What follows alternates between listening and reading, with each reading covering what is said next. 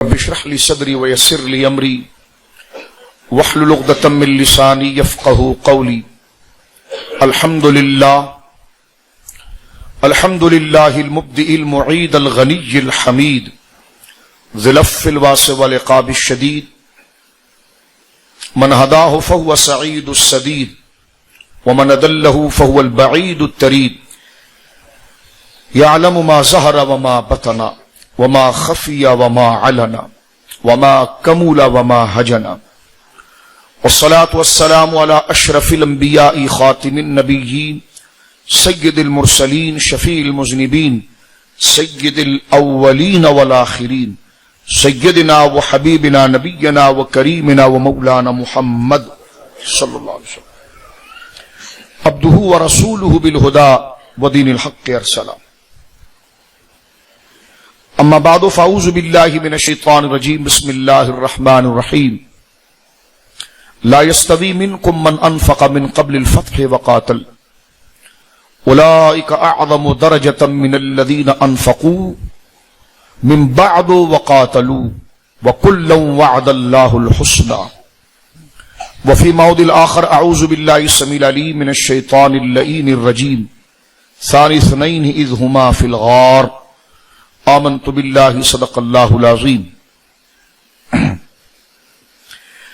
ببرکۃ ان اللہ وملائکتہ یصلون علی النبی یا ایھا الذین آمنوا صلوا علیہ وسلموا تسلیما. اللہم صل علی سیدنا مولانا محمد طب القلوب ودوائها وعافیۃ الابدان وشفائها ونور الابصار وضیائها وآلہ وصحبہ وبارک وسلم صلاۃ وسلام علیک یا سیدی یا حبیبی یا رسول اللہ. کلہم من رسول اللہ ملتمس غرفا من البحر اور اشفا من الدیم منزہ عن شریک فی محاسنہ فجوہر الحسن فیہ غیر منقسم. ثم الرضا عن ابی بکر وعن عمر وعن علی وعن عثمان ذی الکرم. مولا صلی وسلم دائما سرمدا علی حبیبک خیر الخلق کلہم. محبوب رب عرش ہیں اس سبز قبہ میں، محبوب رب عرش ہیں اس سبز قبہ میں، پہلو میں جلوہ گاہ عتیق و عمر کی ہے. اصدق الصادقین اصدق الصادقین سید المتقین چشم گوش وزارت پہ لاکھوں سلام. وہ عمر جس کے عادا پہ شیدا سقر، وہ عمر جس کے عادا پہ شیدا سقر، اس خدا دوست حضرت پہ لاکھوں سلام. وہ دسوں جن کو جنت کا مژدہ ملا، وہ دسوں جن کو جنت کا مژدہ ملا، اس مبارک جماعت پہ لاکھوں سلام. ایک میرا ہی رحمت پہ دعویٰ نہیں، شاہ کی ساری امت پہ لاکھوں سلام. اللہ کی حمد و ثنا نبی محترم نبی معظم باعث تخلیق ارض و سما صلی اللہ علیہ وآلہ آلہ وصحبہ وبارک وسلم کی بارگاہ مقدسہ میں انتہائی محبت و عقیدت کے ساتھ درود و سلام پیش کرنے کے بعد تمام تعریف اللہ وحدہ لا شریک کے لیے ہے.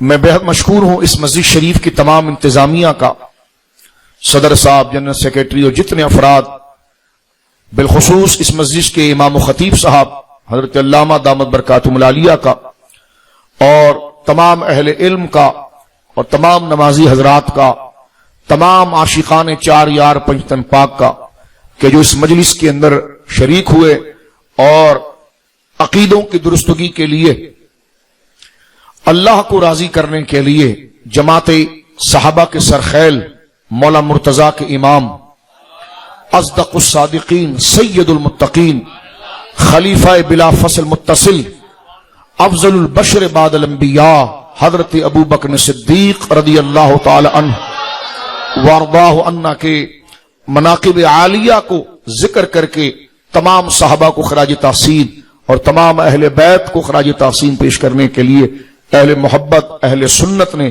الحمدللہ اس مسجد شریف میں اس مبارک پروگرام کو جید علماء کی سیادت و قیادت اور نیک اور معتمد لوگوں کی سیادت میں الحمدللہ اس پروگرام کو منعقد کیا. اللہ رب العالمین ہر بچے ہر بزرگ کی حاضری دربار صدیقی کے اندر مقبول و مستجاب فرمائے. میرے دوستو بزرگوں اور اللہ رب العالمین اس مسجد شریف کو توسیع عطا فرمائے اور رہتی دنیا تک اس کے مسلح کو اللہ سلامت رکھے. اس مسجد شریف کو بنانے والے، سنوارنے والے، آباد کرنے والے اور پھر ذکر کی، فکر کی اور عقیدے کی درستگی کے لیے علمی مجالس سجانے والوں کے اللہ گھر بار بچوں کی قسمتیں دونوں جہانوں کے اندر سنوارے. میرے دوستوں بزرگوں، یہ جمادی الثانی کا مہینہ ہے اور اس مبارک اور مقدس مہینے کو مناسبت ہے امت کے سب سے پہلے غوث اعظم، امت کے سب سے پہلے قطب اعظم، جماعت اولیاء کے سرخیل، امام الاولیاء حضرت ابوبکر صدیق رضی اللہ تعالی عنہ وارضاہ عنا کے عرس پاک کے ساتھ. اہل ایمان کا حضرت ابوبکر صدیق کے ساتھ بڑا گہرا تعلق ہے. جس کا تعلق ذات مصطفیٰ سے ہے اس کا تعلق زینب صدیق اکبر سے ہے. اب یہ بچہ حضرت سرکار شہنشاہ سخن حضرت مولانا حسن بریلوی رحمہ اللہ کا قول پڑھ رہا تھا کہ یقیناً علی اس کے دشمن ہے جو ابو بکر کا دشمن ہے. علی علی کرنے سے علی نہیں ملتا، ابو بکر کرنے سے علی مل جاتا. اور آج اہل سنت کو چاہیے کہ اپنے نظریے پر جم کر رہے ہیں. ہم کسی کے خلاف بات نہیں کر رہے، جو عقیدہ پوری امت کا اجماعی ہے وہ کر رہے ہیں آپ کے سامنے. اور اجماع امت کے ساتھ چلنا ایک مسلمان کا فریضہ ہے. اللہ رب العالمین نے ارشاد فرمایا وَيَتَّبِعْ غَيْرَ سَبِيلِ الْمُؤْمِنِينَ، جو مسلمانوں کے راستوں کو چھوڑ کر اپنی کوئی رائے نکالتا ہے، اللہ فرماتا ہے کہ جو الگ راستے پر چلتا ہے تو پھر ہم اس کو اسی طرف دھکا لگاتے ہیں اور وہ ساعت مسیرہ وہ جہنم میں جا کر گرتا اور وہ برا ٹھکانہ ہے. تو ساری امت کا قرآن کا یہ عقیدہ ہے. قرآن کی ایک نہیں متعدد نصوص جس کو ایک مجلس میں بیان کرنا میرے دوستو وقت اس کا احاطہ نہیں کر سکتا. اس لیے علماء متعدد جمعوں کے اندر اور متعدد مجالس کے اندر حضرت ابوبکر صدیق رضی اللہ تعالیٰ عنہ کے مقام کو بیان کرنے کا شرف پاتے ہیں اور ہمارے علم میں اضافہ فرماتے ہیں. حضرت سیدنا صدیق اکبر رضی اللہ تعالیٰ عنہ کی افضلیت، اولیت اور آپ کی ولایت تمام جماعت صحابہ پر بشمول خلفائے ثلاثہ کے اس قدر مسلم، فائق اور بلند ہے کہ قرآن کی کئی آیات، رسول کریم صلی اللہ علیہ وسلم کا ارشاد اور اجماع امت اس بات کے اوپر ہے کہ افضل البشر بعد الانبیاء ابو بکر صدیق، کہ نبیوں کے بعد اگر کوئی ولی کامل اور خدا کا محبوب ہے تو وہ ابو بکر صدیق ہے. محبت سے کہیے سبحان اللہ، منہ چپ نہ رہے، بولی سبحان اللہ. مجھ سے ایک بندہ کہنے لگا تم حضرت ابو بکر صدیق کی اتنی شان کیوں بیان کر رہے ہو؟ میں نے کہا اس لیے کہ مولا علی کا رتبہ میں جانتا ہوں، مولا علی کا رتبہ میں جانتا ہوں قرآن کے ذریعے، مولا علی کی شان میں جانتا ہوں حدیث کے ذریعے، اور ہمارے اہل سنت کی زندگیاں گزر جاتی ہیں علی علی کہتے ہوئے. میں علی المرتضیٰ کی شان اور ان کے مقام جو قرآن و سنت کے اندر اور اسلاف اور اولیاء کی کتابوں کے اندر ہے میں جانتا ہوں. جب ایسا پرواز لامکانی کرنے والی شخصیت جب ابو بکر کا مقتدی بنتا ہے تو پھر میں خود ابو بکر کی دہلیز پر پہنچ جاتا ہوں. اس لیے جس نے سیدنا مولا کو نہیں جانا وہ ابو بکر صدیق کو جان ہی نہیں سکتا. تو میرے دوستو بزرگوں، حضرت ابو بکر، میں کیا کہنا چاہ رہا تھا آپ کے ساتھ؟ میں آپ کے سامنے یہ کہنا چاہ رہا تھا کہ آپ کی مسجد کا امام ہی نہیں، رسول اللہ کے منبر پر کھڑے ہو کر امت کا امام اور رہبر، مسلمانوں کے اجتماع، جمعۃ المبارکہ کے اجتماع کے اندر ساری کائنات کے سامنے اس بات کا اعلان کرتا ہے کہ افضل البشر بعد الانبیاء ابو بکر صدیق، کہ نبیوں کے بعد افضل ہونا، افضل بمانا ولی ہونا. ذرا منہجیوں کی گت لگے ہیں. افضل کا معنی ولی ہونا، افضل کا معنی ولی ہونا، افضل کا معنی سب سے افضل ہونا، ولایت میں بھی افضل ہونا، سیاست میں بھی افضل ہونا، کثرت ثواب میں سب سے بڑا ہونا. وہ کون ہے؟ آپ کا امام منبر پر اعلان کرتا ہے افضل البشر بعد الانبیاء ابو بکر صدیق رضی اللہ. اور یہ ایمان کی ضرورت ہے، یہ کوئی فضائل کا موضوع نہیں ہے، یہ عقیدے اور ایمان کا موضوع ہے. یہ کوئی مستحبات نہیں ہے کہ بس ایسی دل لگانے کے لیے ہم نے سبحان اللہ کہہ دیا، نہ یہ قرآن کا تقاضا ہے. حضرت ابو بکر کی اولیت کو تسلیم کرنا، آپ کی افضلیت کو تسلیم کرنا، یہ فضائل کا مسئلہ نہیں، عقیدے کا مسئلہ ہے. جو حضرت ابو بکر کی افضلیت، اولیت اور ساری جماعت صحابہ پر ان کا پاکیزہ ہونا اس کو قبول نہ کرے وہ بندہ مسلمان ہی نہیں ہو سکتا. اس لیے ہمارے علماء نے اس مسئلے کو قطعی طور پر رکھا ہے. اگر پھر بھی اگر کسی کو پریشانی ہو, آپ سادہ لوگ بیٹھے ہیں, دل تو چاہتا ہے کہ کھل کے بہت ساری بات کروں, لیکن اگر کس کو یہ پریشانی ہو کہ ہم ابو بکر صدیق کو افضل نہیں مانتے, تو میں نے کہا ابو بکر صدیق کو افضل نہ ماننے والا پھر سنی بھی نہیں رہتا. یہ ضروریات اہل سنت کا, جو بندہ خود ولی ہے وہ ولی بنتا جب ہے جب ابو بکر صدیق رضی اللہ تعالیٰ کی افضلیت کو وہ قبول کرتا ہے. اس لیے میں اکثر پیروں سے یہ کہتا ہوں, پیران عظام تو ان کے جوتے ہمارے سروں پر ہیں, ہم ان کی اہانت کیسے کر سکتے ہیں, ان نیک لوگوں کی توہین معاذ اللہ کیسے کر سکتے ہیں, لیکن ڈبہ پیر جو صرف دکان کھول کر بورڈ لگائیں گے غوث پاک کا, سودا بیچیں گے شیعہ کا, بورڈ لگائیں گے خواجہ صاحب کا, سودا بیچیں گے ان کا. تو میں ان ڈبوں سے بولتا ہوں یہ عقیدہ غوث پاک کا تھا کہ ولیوں کا سردار ابو بکر صدیق ہے. یہ عقیدہ داتا علی حجویری کے آپ کے پاس گوگل موجود ہے, ابھی لکھے کشف المحجوب شریف اور اٹھائیے ابو بکر صدیق کا ترجمہ. حضرت سیدنا داتا صاحب علیہ رحمہ سید ہیں, حسنی سید ہیں, اور بر صغیر کی زمین کا فیضان, یہاں تک کہ چشت شہنشاہ میرا آقا غریب نواز جس کے قدموں میں آ کر فیض لیتا ہے اور فیض سے دامن کو بھر کر جب چلتا ہے تو کہتا ہے گنج بخش فیض عالم مظہر نور خدا ناقصارا پیر کامل کاملارا رہنما. وہ داتا گنج بخش علی حجویری کہتے ہیں کہ دربار صحابہ میں سب ولی ہیں, لیکن اخص خاص ترین سب سے بلند مقام ابو بکر صدیق رضی اللہ. بولیے محمد سے سبحان اللہ. آپ کو میں ایسا سبحان اللہ نہیں کرا رہا, بڑے خطرناک انداز میں زہر اہل سنت میں لایا جا رہا ہے. نہیں ہم تو جناب ان کو پہلا خلیفہ مانتے. میں نے کہا بچوں پہلا خلیفہ ماننے سے جان نہیں چھوٹے گی, پہلا خلیفہ بھی مان, پہلا ولی بھی مان. یہ کیا بات کر رہا, آدھی بات کیوں کرتا ہے. کیا خوبصورت بات حضور صدر الشریعہ بدر الطریقہ سرکار مولانا امجد علی قادری رضوی مصنف بحر شریعت نے تمام 14 صدیوں کے عقیدوں کا انسائکلوپیڈیا بحر شریعت کا حصہ اول عقیدے کے بیان میں ذکر فرمایا کہ حضرت ابو بکر صدیق رضی اللہ تعالیٰ پہلے خلیفہ ہوئے, حضرت عمر دوسرے خلیفہ ہوئے. توجہ سے میری بات سننا, وقت مختصر ہے. میں آپ کو بغیر پانی پلائے ہرن کا گوشت کھلا رہا ہوں کہ ڈائرے کی غذا کھا لو, اصل میں جو ہے وقت اتنا نہیں ہے, کیونکہ کھانا پک کے تیار ہے, جو اصل مغز ہے اس کو لے لو. سلاد ملاد چھوڑو, اب آؤ سیدھا اصل ہرن کا گوشت کھاؤ, اصل مغز کھاؤ. تو لہذا ٹو دا پوائنٹ جو بات کر رہا ہوں میں آپ کے سامنے, وہ ذرا توجہ فرمائیے آپ میرے دوستو بزرگوں. کیا خوبصورت بات.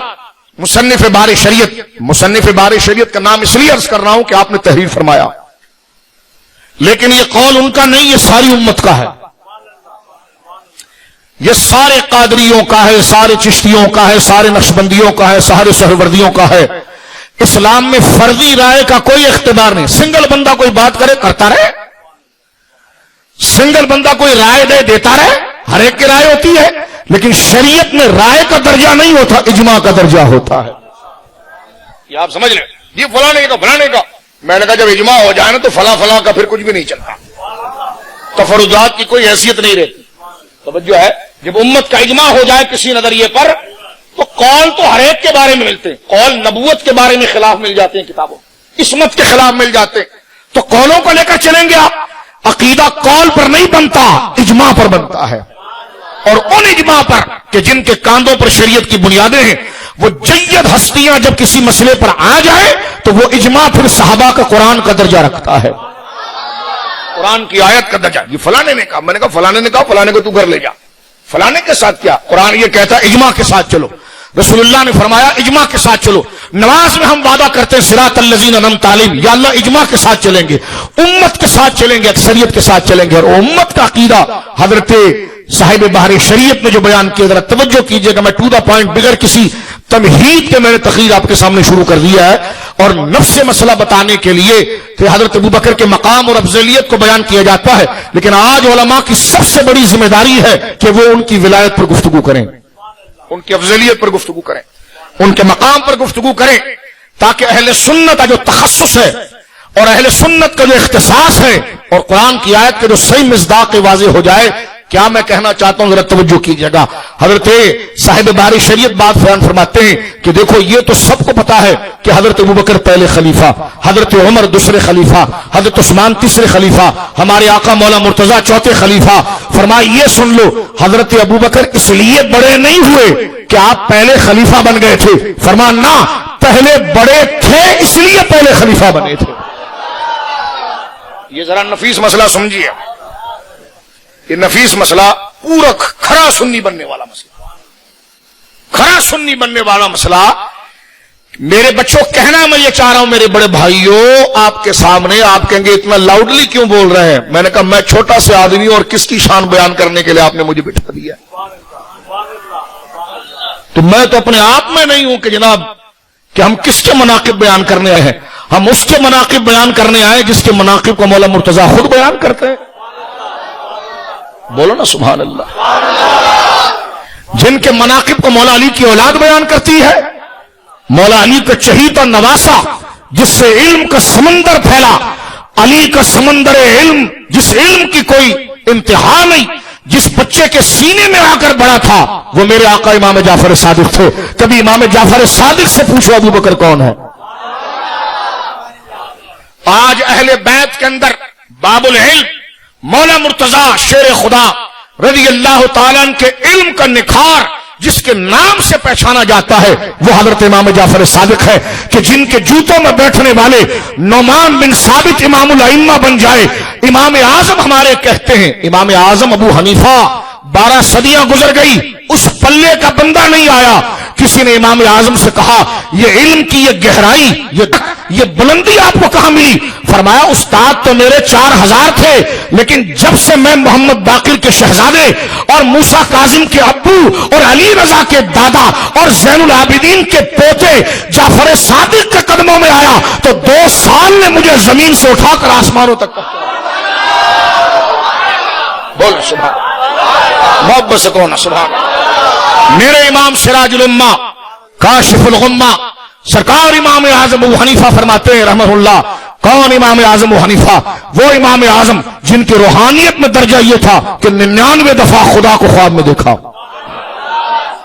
یہ مرتبہ مقام ولایت میں یہ درجہ تھا 99 دفعہ. علامہ شامی نے مقدمے میں لکھا کہ جب آخری دفعہ دیدار ہوا تو رب سے کہا کہ یا اللہ مجھے وہ کلمات سکھا دے کہ میں پڑھ لوں اور تم اس سے راضی ہو جائے اور پھر میں جہنم میں نہ جاؤں. خواب میں وہ کلمات تلقین کیے گئے جو علامہ شامی نے مقدمے کے اندر لکھے. توجہ ہے آپ کی.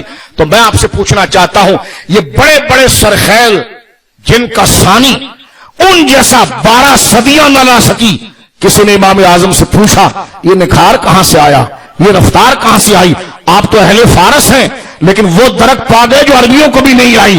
آپ تو تھے فارسی النسل لیکن عربی النسل ان معنی پر نہیں پہنچ پائے. سارا عرب تمہارا شاگرد ہو گیا، ہو تم فارسی لیکن عرب تمہارا غلام ہو گیا. اس نے کہا کمال میرا نہیں ان 2 سالوں کا ہے جو میں نے زین العابدین کے پوتے حسین کے جگر کا ٹکڑا علی کی آنکھوں کا چین جعفر صادق کے قدموں میں گزارے تھے. بولو سبحان اللہ. ایسا نہیں ہوگا سبحان اللہ کہیں گے آپ. یہ آپ نے غلط بندے کو بلا لیا میرے بھائی. ہم پھر تقریر جشن کے انداز میں کرتے ہیں. یہ تھوڑی کہ اگر علم پڑھا ہے تو ہم کوئی ایسے ہو کر بیٹھ جائیں. علم ایسے ہونے کے لیے نہیں. جب آقاؤں کے دربار میں جاؤ وہاں دیوانگی نہ آئے تو علم نہ آیا. کوئی بھی تقریر کریں حضرت کریں حضرت کریں حضرت کریں، کوئی بچہ بھی کرے. وہ ثناخواں پڑھ رہا تھا میں نہیں جانتا اسے لیکن جو اس نے بات صدیق اکبر کی تو میرا دل ہوا نشاور جاؤں نثار ہو جاؤں اس کیونکہ ذکر کر رہا ہے ہمارے اس آقا کا جو میرے آقا کے سب سے بڑے وفادار ہیں، مولا علی کی آنکھوں کے چین ہیں. ابھی میں آپ کے سامنے عرض کرتا ہوں. تو اب میرے دوستوں میں بات آگے لے جانا چاہتا ہوں. کبھی اس اینگل سے ابو بکر صدیق کو دیکھا اور آج یہ دور ہے. مجھے ایک بندہ کہنے لگا ان کا عرس کیوں ہوتا ہے؟ عرس تو سیدوں کا ہوتا ہے. تو میں نے کہا تیرا پیر سید ہے کہ لیکن نہیں. تو میں نے کہا اس کا کیوں ہوتا ہے؟ میں نے کہا اس بات کو میں مانتا ہوں تو یہ نہ سمجھ کے کتابیں تو نے دیکھی ہم نے نہیں دیکھی. الحمدللہ اس مسند پر چھوٹے سے آدمی ہے لیکن بزرگوں کے جوتوں کے صدقے سارے نصوص کو دیکھ کر بیٹھے ہیں. اس بات کو ذرا میں تحدیث نعمت کے لیے عرض کر رہا ہوں, آپ سے نہیں کہہ رہا, کوئی علمی روب نہیں دکھا رہا. کچھ لوگ براہ راست ہو رہے ہوں گے تو ان کو سمجھا رہا ہوں میں, کیونکہ دنیا دیکھ رہی ہے نا, تو اس کالے کو بھی بتا رہے ہیں کہ اگر ہم سب پڑھ کر آئے, ہم سب جانتے ہیں. اور عقیدہ چھپانے والے نہیں, ابو بکر نے بھی اپنا ایمان چھپایا نہیں تھا. ہم صدیق اکبر کے ماننے والے, ہم ایمان چھپاتے نہیں, جو ہیں کھل کر بیان کرتے ہیں. جانا تو سب نے, ایڑیا رگڑ رگڑ کے کیوں جائیں, صدیق و علی کے نام پر جائیں نا. جانا تو سب نے. ہم جیسے بیکار لوگ کو تو کوئی مزدوری پر نہ لگے. میں آیا, بچہ نعرہ لگانے لگا, سفید داڑھی والے بزرگ میرے بڑے بھائیوں کی طرح وہ ہاتھ چومنے لگے تو مجھے دروازے پر حیا آئی کہ یہ کمال مظفر شاہ تیرا نہیں, یہ نام صدیق اکبر کا ہے. تو نے ابو بکر کا نام لیا تو تجھ جیسے بیکار آدمی کا بھی لوگ ہاتھ چوم رہے ہیں. ہاں, ہم تو بیکار قسم کے لوگ ہیں, ہماری کیا حیثیت ہے, لیکن یہ نکھار سارا صدیق اکبر مولا مرتضیٰ کا ہے. جب تک بکے نہ تھے تو کوئی پوچھتا نہ تھا. تم نے خرید کر مجھے انمول کر دیا. کہتے چیخ کر بات کیوں کرتے ہو؟ میں نے کہا کبھی تم احسان کو مانو گے تو تم تو پھر ناچو گے.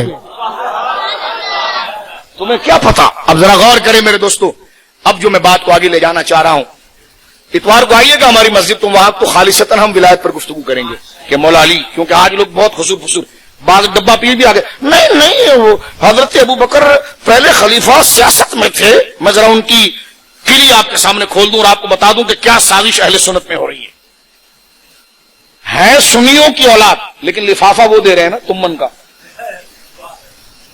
لفافہ وہاں سے آ رہا ہے. پروگرام 11ویں پر کر رہے ہیں, پروگرام غوث پاک پر کر رہے ہیں, اور عقیدہ ان پر کر رہے ہیں, بیان کر رہے ہیں جن سے غوث پاک پوری زندگی لڑتے رہے.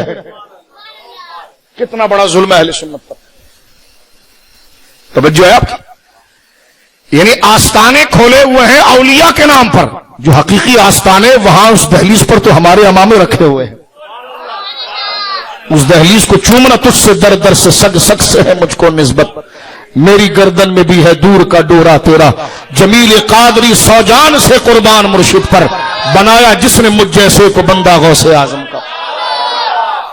لیکن جو بزرگوں کا نام لے کر جی پیر صاحب ہیں, جی ہوں گے, ہم دسبوسی کرتے ہیں, لیکن پیر آستانے سے نہیں صدیقی نسبت سے پہچانا جاتا ہے.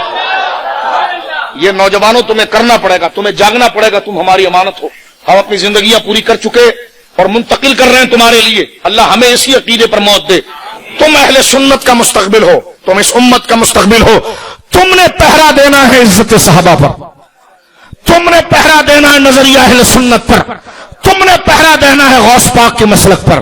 تم چوکیدار بن جاؤ غریب نواز کے مسلک کی, تم چوکیدار بن جاؤ داتا صاحب کے مسلک کے. جو انہوں نے دیا تم اس کی حفاظت کرو, باقی قبر کو داتا صاحب پر چھوڑ دو, حشر کو خواجہ پر چھوڑ دو.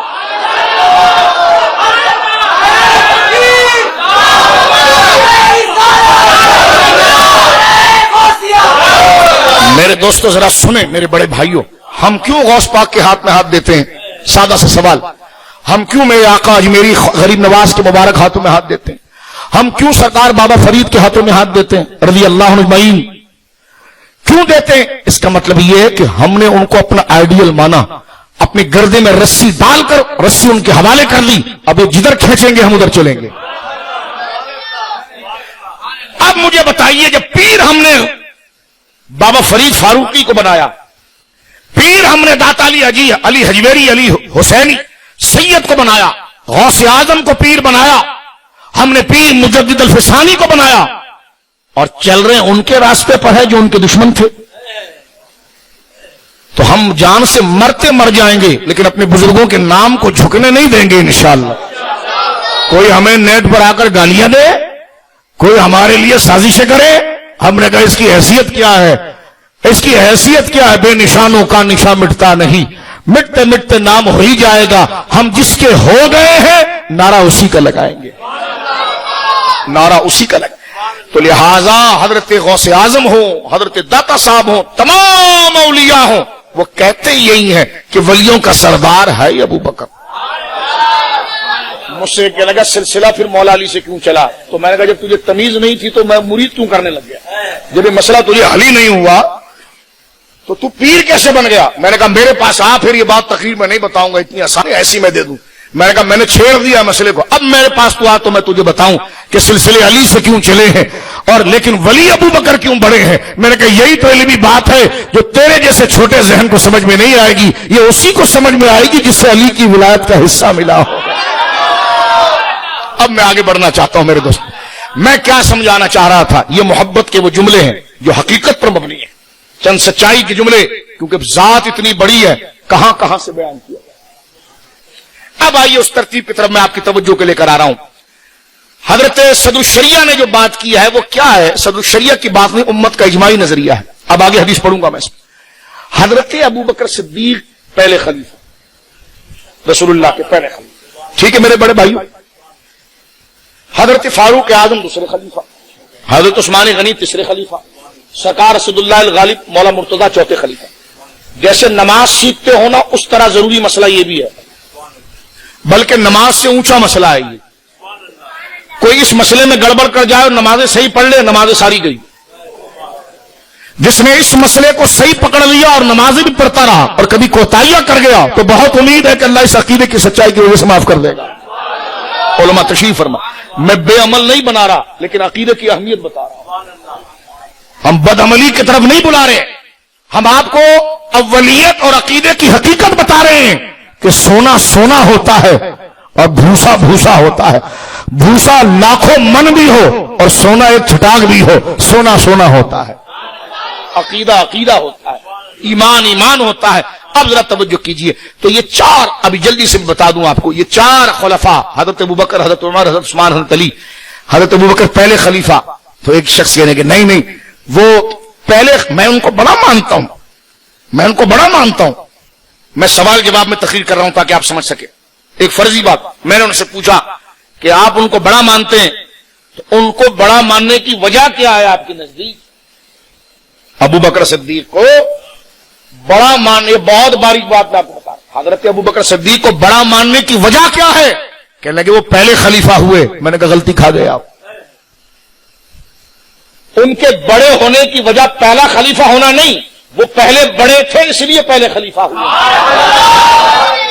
اس کا یہ مطلب نہیں کہ جب تک وہ خلیفہ نہ ہوئے تو کوئی اور افضل تھا، نہ، وہ ہمیشہ افضل تھے اس لیے پہلے بنائے گئے تھے۔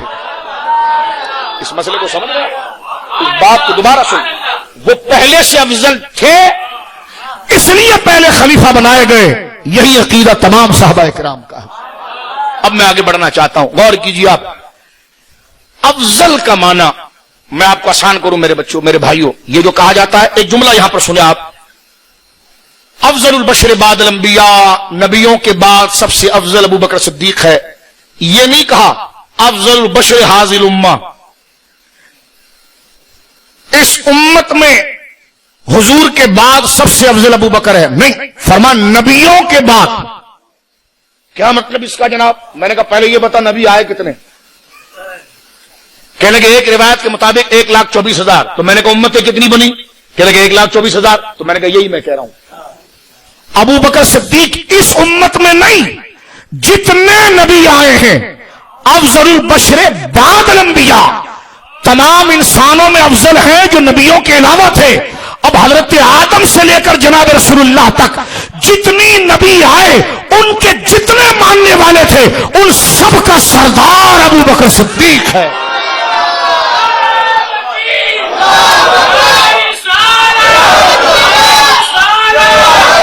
کیا سمجھے میرے بھائیو آپ اس کو؟ ابھی کوئی نیٹ پر آ کر کہے گا میں نہیں مانتا، تو میں نے کہا میں تجھ سے بات ہی نہیں کر رہا، میں تو سنی سے بات کر رہا ہوں۔ یہ سنی اجازت نہیں دے رہے ورنہ تجھ سے بھی میں بات کروں۔ یہ کچے ذہن کے کہتے جی یہ کیا ہو گیا شاہ صاحب، یہ کیوں بات ہو گئی؟ میں نے کہا جب نیٹ پر کوئی کالا فدق کے مسئلے پر ابو بکر صدیق پر باتیں کر رہا ہو تو سنی تمہارا خون نہیں کھولتا؟ اور میں نے تو شیعوں کو کہا بہت اچھا ہوا تم نے باغ فدق کو چھیڑ دیا، بہت دلوں کا بوجھ ہمارے سینے پر تھا کہ کبھی سامنا اور یہ بوجھ ہم تمہارے سامنے اتاریں۔ وہ عورت کہے گی میں کورٹ میں بلاؤں گی لوگوں کو۔ میں نے کہا بہت اچھا کیا کلی تو نے بات کر کے اور تیرے حق میں سب نے بات کر کے، تاکہ ہم لوگوں کو بتائے ابو بکر صدیق کا مقام کیا ہے۔ کیونکہ جب تک تم بولتے نہیں تھے تو ہمیں ہاتھ ڈالنے میں ذرا مشکل لگتی تھی، لوگ کہتے نہیں وہ تو کچھ نہیں بولتے، وہ تو کچھ نہیں بولتے. میں نے کہا بغض نکل آیا نا. یہ لعنت ہو اس پر کہ جس نے فاطمہ کو قتل کیا. میں نے کہا کس پر لعنت کر رہے ہو تم؟ اس لفظ کے اندر کیا بکواس کرنا چاہ رہے ہو؟ اب خود گئیں گے نیٹ کے اوپر. میں نے کہا کھل کے بولو نا. اگر کھل کے بولتے ہو تو پھر یہ ملی یکجہتی کر کے ہمارے ساتھ اتحاد کی بات کیوں کرتے ہو؟ جب یہ بینر لگا کر تم حضرت عمر کو تانا دینا چاہ رہے ہو اور جھوٹ بیان کرنا چاہ رہے ہو کہ سیدہ زہرا کو قتل کیا سیدنا عمر نے معاذ اللہ، جھوٹ بکواس کرنا چاہ رہے ہو. اگر یہ بکواس کرنا چاہ رہے ہو تو پھر سنیوں سے اتحاد کی کیا بات کر رہے ہو؟ کون سی بات کر رہے ہو؟ لہذا ہمیں بار بار یہ کہہ رہا تھا نوجوانوں کو کہ ہمارا ملک اور ہمارا علاقہ فرقہ واریت کے متحمل نہیں، لیکن شیخین کے خلاف زبان چل جائے یہ ہم یہ بھی برداشت نہیں کر سکتے.